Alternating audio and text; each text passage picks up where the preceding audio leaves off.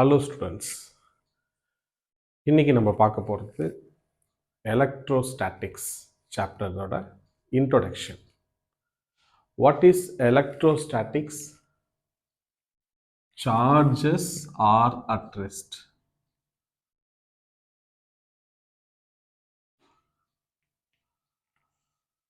ரெஸ்டில் இருக்க சார்ஜஸை பற்றி லேர்ன் பண்ணுறது தான் electrostatics chapter. Okay, ancient period, பல ஆயிரம் வருஷத்துக்கு முன்னாடி இருந்தவங்க சார்ஜஸை எப்படி அவங்க ஐடென்டிஃபை பண்ணாங்க, எப்படி தெரிஞ்சுக்கிட்டாங்க அப்படின்னு பார்த்தீங்கன்னா, ஆம்பர் அப்படின்னு ஒரு ரெசின். இந்த ரெசினை அனிமல் ஃபரோட ரப் பண்ணும்போது அந்த ஆம்பர் என்ன பண்ணுது, சம் டஸ்ட் பார்ட்டிக்கல், லீவ்ஸு அதெல்லாம் வந்து அட்ராக்ட் பண்ணுது. அப்படின்னா அந்த ஏன்ஷியன் பீப்புள் லேர்ன் பண்ணுறாங்க அப்படின்னா தேர் இஸ் சம் எக்ஸிஸ்ட், ஏதோ எக்ஸிஸ்ட் ஆகிருக்கு அப்படின்னு மீனிங். அதுதான். பட் அவங்களுக்கு தெரியாது சார்ஜஸ், இதுக்கு பேர் தான் சார்ஜ் அப்படின்னு அவங்களுக்கு தெரியாது. ஓகே, இப்போ இதுக்கப்புறம் வந்தவங்க இன் 17th century Benjamin Franklin, Charles Francis அப்படின்னு வந்த சயின்டிஸ்ட் எல்லாம் என்ன பண்ணுறாங்க, ரிசர்ச் பண்ணுறாங்க. என்ன ரிசர்ச் பண்ணுறாங்க? ஒரு கிளாஸ் ராடு, இது ஒரு கிளாஸ் ராடு. இந்த கிளாஸ் ராடை சில்க் கிளாத்தோட ரப் பண்ணும்போது என்னவா மாறும்? பாசிட்டிவ் சார்ஜா மாறிடும். இதை ஒரு ரிஜிட் வால்ல ஃபிக்ஸ் பண்ணுறோம் ஒரு சில்க் த்ரெட்டை வச்சு. ஓகே, இது கிளாஸ் ராட். இப்போ இந்த கிளாஸ் ராட் பக்கத்தில் இன்னொரு கிளாஸ் ராடு அதே சில்க் கிளாத்தில் ரப் பண்ணதை எடுத்துகிட்டு போனால் அதுக்கு என்ன சார்ஜ் இருக்கும்? Positive charge. அதை இதுக்கு நியர்பை இப்படி கொண்டு போகும்போது என்ன ஆகும்? சேம் சார்ஜ் இல்லையா, ரிப்பல்ஷன் ஆகும். இரண்டும் தூரம் போயிடும். Repulsion takes place. கரெக்டா? அதே ஒரு பிளாஸ்டிக் ராடு, இப்போ இங்க என்ன இருக்கு? ஒரு சில்க் ராடு தான் இருக்கு. ஒரு பிளாஸ்டிக் ராடு, ஆஸ் யூஷுவல் இங்க கிளாஸ் ராடு இருக்கு, rubbed with silicon silk material. என்ன ஆகும்? இது பாசிட்டிவ் சார்ஜா இருக்கும். இது பக்கத்துல ஒரு பிளாஸ்டிக் ராடை கொண்டு போகணும். பிளாஸ்டிக் ராடை உள்ளன் மெட்டீரியலோட ரப் பண்ணும்போது அதில் நெகட்டிவ் சார்ஜ் கிரியேட் ஆகும். ஓகே, இது பிளாஸ்டிக் ராட். இல்லைன்னா ரப்பர் ராடு கூட நம்ம சொல்லலாம். ஸோ கிளாஸ் ராடு சில்க் கிளாத்தோட ரப் பண்ணால் இது பாசிட்டிவ் சார்ஜாக மாறிடும். பிளாஸ்டிக் ராடை ஒரு உள்ளன் மெட்டீரியலோட ரப் பண்ணும்போது நெகட்டிவ் சார்ஜாக மாறிடும். இப்போ என்ன ஆகும்? இதை இது பக்கத்தில் கொண்டு போகும்போது என்ன ஆகும்? அட்ராக்ஷன் ஆகும். Attraction takes place. மீனிங் புரியுதா? ஸோ பெஞ்சமின் பிராங்க்லின் அவர் பீரியட்ல இருந்த சயின்டிஸ்ட் என்ன பண்ணுறாங்க அப்படின்னா, 2 சார்ஜஸ் இருக்கு.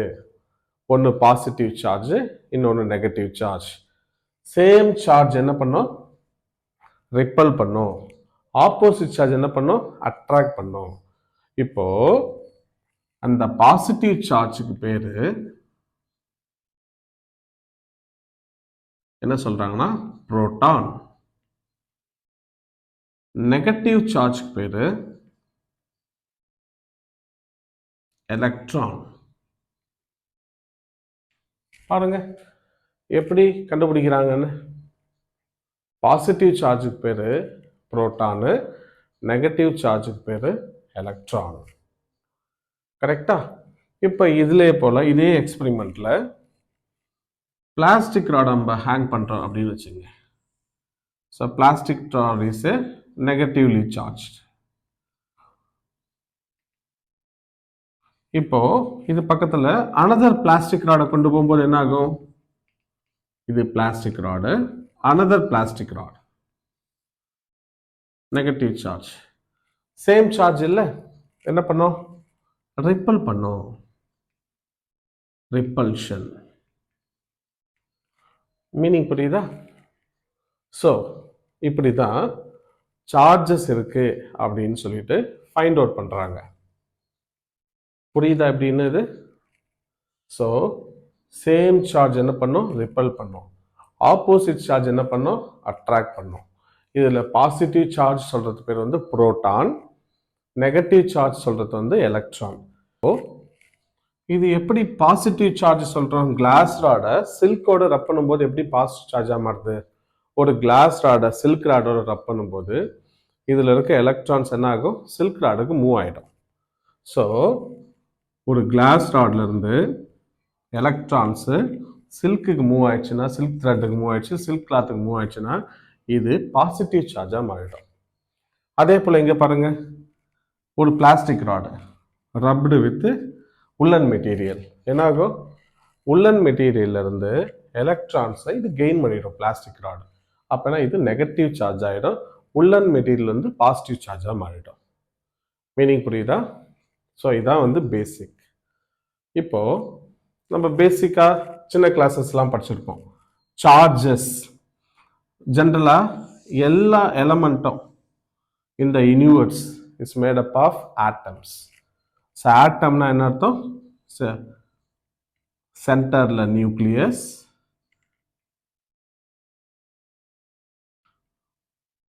ஸோ சரௌண்டிங்ல எலக்ட்ரான்ஸ் இருக்கும். ஓகே, நியூக்ளியஸ்னா என்ன மீனிங்கு? புரோட்டானும் பிளஸ் நியூட்ரான் சேர்ந்தது தான் நியூக்ளியஸ். Proton plus neutron. புரோட்டானுக்கு சார்ஜ் பாசிட்டிவ் சார்ஜ், எலக்ட்ரானுக்கு சார்ஜ் நெகட்டிவ் சார்ஜ். ஸோ நியூட்ரானுக்கு என்ன சார்ஜாக இருக்கு அப்படின்னா neutral charge, no charge, neutral. புரியுதுங்களா? அப்படின்னா சார்ஜ் ஆஃப் ஆட்டம் என்னவா இருக்கும்? Yes, charge of atom is neutral.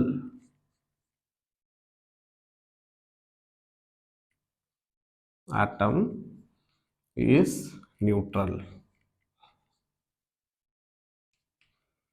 So அப்படின்னா பாருங்க, இந்த இடத்துல ப்ரீவியஸா ஒரு கிளாஸ் ராடை சில்கோட ரப் பண்ணதுக்கு முன்னாடி அது நியூட்ரல் சார்ஜாக தான் இருக்கும்.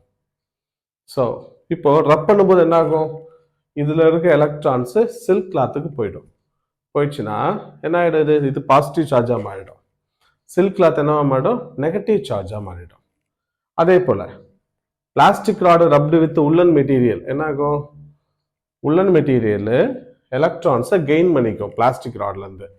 இது நெகட்டிவ் சார்ஜாக மாறிடும், அது பாசிட்டிவ் சார்ஜாக மாறிடும். ரப் பண்ணதுக்கு முன்னாடி வரைக்கும் என்னவா இருக்கும்? ரெண்டுமே neutral. Okay, no charge, neutral. Okay, so அப்படின்னா number of electrons or number of protons அதில் வந்து எப்படி இருக்கும்? ஈக்குவலாக இருக்கும். இப்போ இங்கே என்ன ஆகுது? எலக்ட்ரான்ஸை லூஸ் பண்ணுறாரு கிளாஸ் ராடை. இது பிளாஸ்டிக் ராடை எலக்ட்ரான்ஸை கெயின் பண்ணுறாரு, அதனால நெகட்டிவ் சார்ஜ். லூஸ் பண்ணுறதுனால ஒரு பாசிட்டிவ் சார்ஜ். மீனிங் புரியுது இல்லையா?